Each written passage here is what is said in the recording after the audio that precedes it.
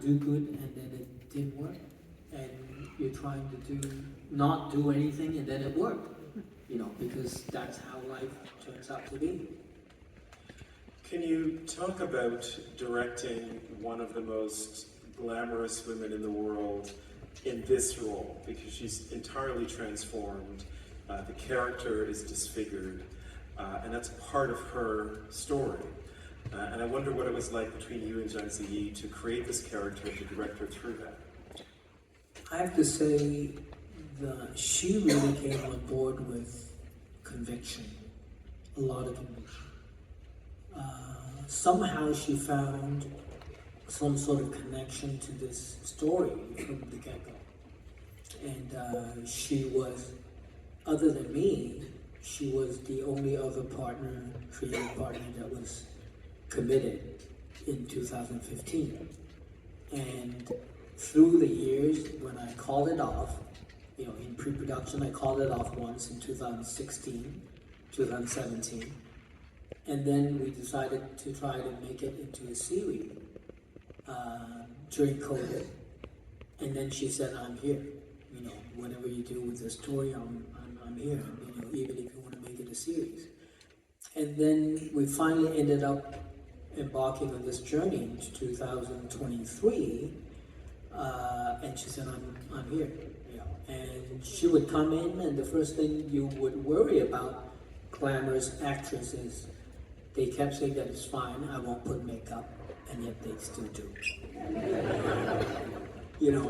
And she was very convicted. She, we had that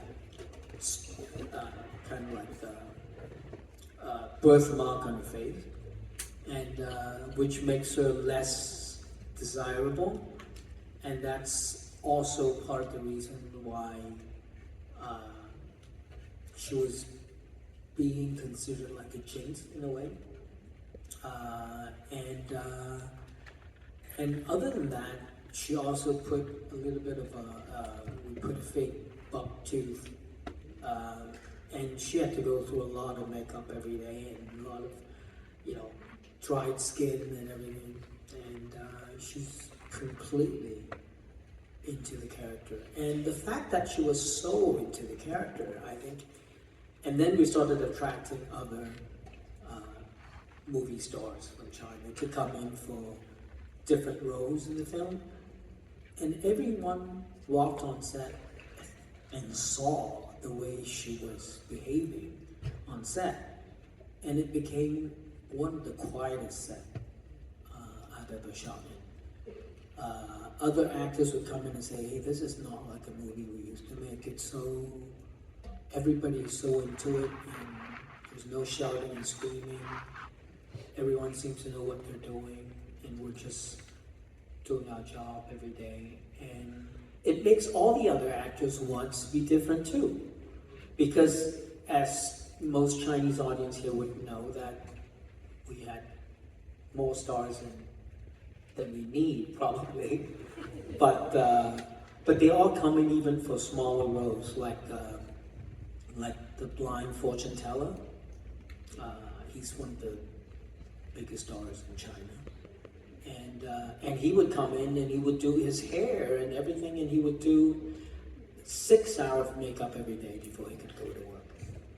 And our police commissioner, another 3.5, 4 hours of makeup every day. And 2 hours to take it off. Because his face is all, you see his face is all like, how should we put it, very rough face. It's like he had a lot of pimples when he was young. And so kind of like, that, we changed his nose and everything. So everybody tried to look kind of different in the movie. So it's a lot of work, and it's really a labor of love with a whole sort of group of actors. It's almost like an actor's workshop this time.